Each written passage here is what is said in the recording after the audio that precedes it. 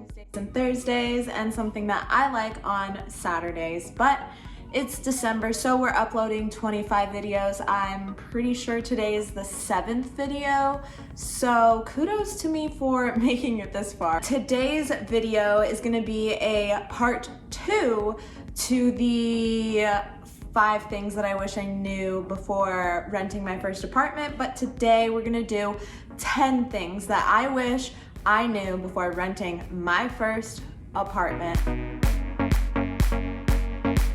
The first thing is location is everything, and when I say that, I mean it. Like, do you have a car, or do you have to use buses or the metro? I don't know what it's called, I can't remember, but because if you do, then you would probably want to live in the city where it's easily accessible versus like me having a car, so I'm okay living outside of the city a little bit. Do you eat out a lot? Then you would probably want to live, in the city because there's restaurants everywhere. You would have so many options and your food would probably get delivered super fast. That's not a necessity, but I mean, it's something to think about. Is it a safe area? Do you want to be downtown? There are different parts of downtown. Do you need to be near schools like universities? And then also, but noise. If you are somebody that is super sensitive to noise, living downtown is probably not going to be a good option for you, because on the weekends you're always going to have people out until 2,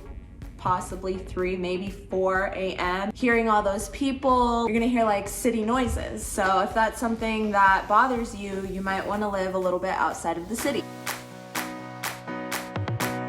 The second thing is living in the higher levels don't always prevent break-ins. I can't speak on this personally. My apartments haven't been broken into. Never say never. It's something that I'm like terrified of happening, but I have friends who have lived in like the very top floor and people broke into their apartment. I don't know how, and they lived on the top floor. So it can happen to anybody, and I was always told that living on the first floor makes you more susceptible to break-ins, but I don't think that's necessarily true.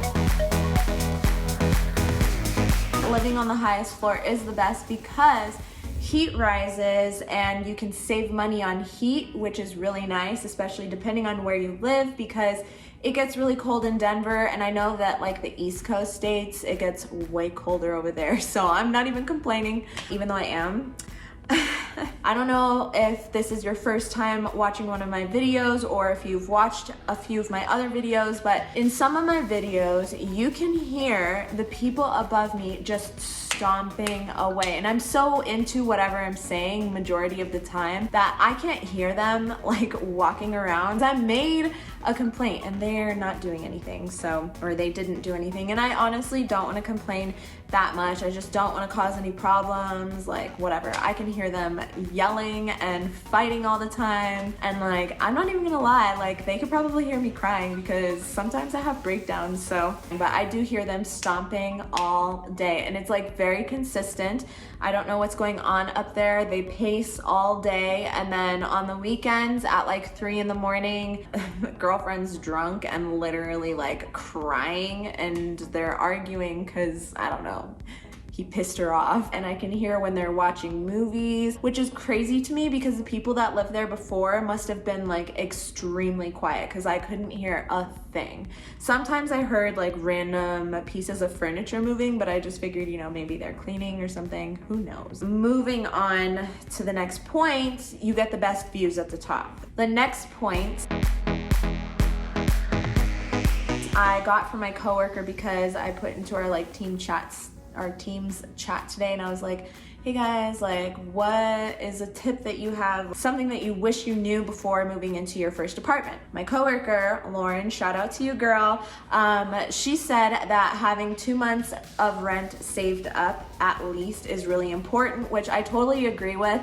And there's a statistic that's out there that I don't know the numbers off the top of my head, but a lot of Americans do not have even $1,000 saved, which is just so crazy to me. That's just a crazy statistic for to hear something like that. You know, accidents happen for sure all the time. Your car can break down. Like literally, if my car broke down, I would have to pay for whatever it is, and it's gonna be expensive because it's a luxury car. You don't know what's gonna happen. You should ideally have 3 to 6 months of emergency funds saved anyways. So if you don't have that, I would get started on getting that saved up. Moving out costs and moving in costs. Moving out cost example, I gave this in my last video, I think. When I moved out of my very first apartment here in Colorado in Broomfield, the 1030 apartments, they charged me $1,000 and told me they needed to replace the bathtub, the counters. I know that I have that video, I swear, and I couldn't find it for that video, but I will find it, and I know I'll talk about it again, and I'm gonna save it so that I can show you guys, because the apartment looked better when I left it than it did when I got there. I'm salty about that. I didn't have any money saved, you know, I was like just going to college, just moved to Colorado by myself, used everything that I had to get here, and then some, like credit cards. I mean, like that really sucked. And then moving in costs, like some places, depending on where you move, you're gonna have to make that deposit for sure. You're gonna have to obviously pay an application fee, but that's usually like $10 to $50 depending on the place. Holding fees, which roll over into security deposits. For me, when I moved into this apartment, I hated living where I was living before with my roommate. Like I was so miserable there. But I like made the decision to move out of that place early because I hated it there. So I had to pay for this apartment for like half of the month of July, and it was a little bit less than half. It was $700 or something on top of the $1,900. At that time I had the like discount or whatever, you know what I mean? The concessions, that's what they call it.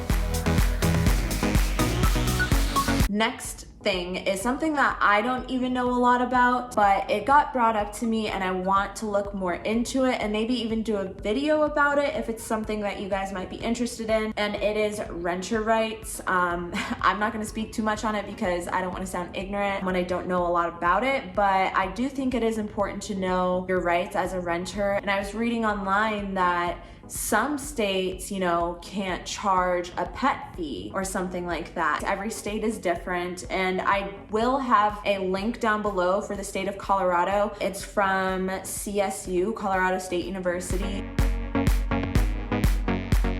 The next thing is deciding whether or not you want to live with a private property or a complex or like a full service kind of place. If something breaks, I just call maintenance and they come fix it. Whereas like if you're renting private, then you reach out to your landlord, and your landlord, you guys like, I don't know, figure it out together. Also with a full service place, I feel like where I was living at 1030 apartments at the time, I don't want to speak to it now, but at the time when I first moved here, January of 2018, they had cockroaches in my apartment and they didn't do anything about it for 8 months. So like I said it in the last video, reading reviews on each place is so important.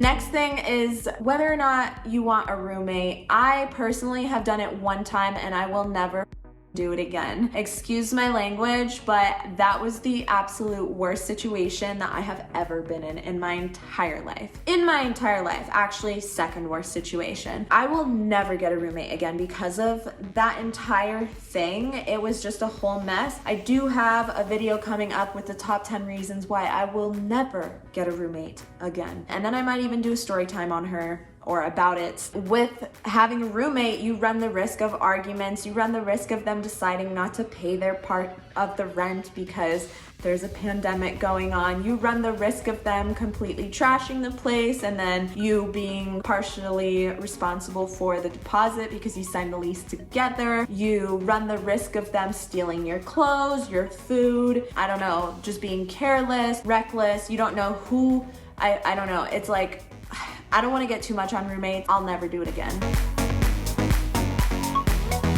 The next thing is something that I like truly did not think about or care about when I first moved to Colorado. Don't bring everything from your mom's house. Like, it's unnecessary. I brought literally everything in my room. They were so happy. I went home and my room is filled with boxes from my sister. So like, I don't even have a room anymore. I've gotten rid of so many things, so many clothes that I like didn't even touch in my entire time being in Colorado. That was just a waste of space to bring to my first apartment, to my second apartment, and now to this apartment. And I got rid of, I don't know if you guys saw, I did a whole closet organization video. I got rid of so many things. You don't need to bring the whole world with you, especially if you're coming for college. You don't need to bring everything, just bring the necessities.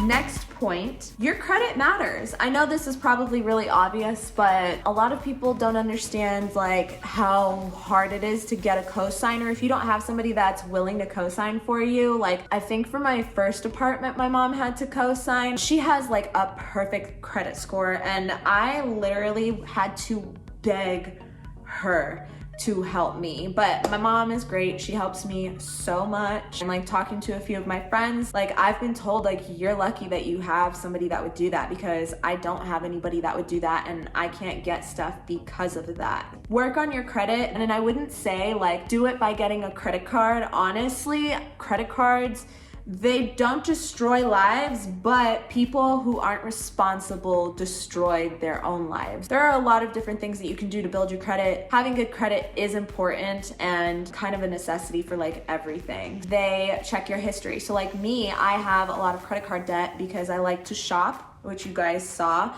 I actually cut up my credit cards, all of them but one. I didn't cut up Nordstrom. You have a lot of debt compared to your income. Something to consider is income. I'm gonna be honest, when I got this place, I told them that I had got a job making $50,000 a year. I didn't have a job yet, to be honest. They didn't check anything. They let me move in, and it was a really easy process. I also know that Tava Waters doesn't check your income because of the Fair Credit Act or Fair Consumer Act. I'm not 100% sure which act it is or what the name of the act is, but there is something. I remember Tava Waters telling me that.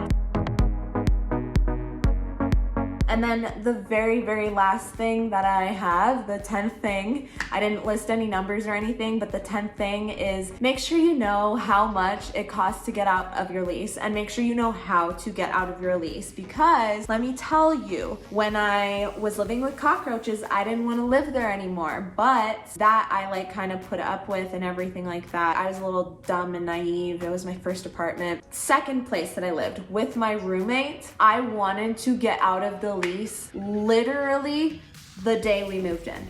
I'm not even kidding you. And she wasn't even there. Didn't think to read the lease. I was talking to my parents and they were like, you can't get out of this lease. You just signed literally in April. They were like, otherwise you're gonna have to probably pay thousands of dollars, and that's just not something you can do. Let's be real. Okay, you're right. It really sucked. I didn't know how to get out of the lease. I've never met anybody like this girl. Like I said, I'll do a whole video about it. Those are the last and final 10 things that I wish I knew before renting my first, second, and third apartment. Let's be real. Thank you guys so much for coming to this video. I really hope you enjoyed it. If you did, don't forget to click that button down below, subscribe, become a member of my squad, and also like this video so that I know maybe you want me to continue doing videos like this if it is something that you guys enjoy. And I will see you guys in tomorrow's video. I toured a micro apartment. It was 200 square feet. I'll see you guys then. Bye.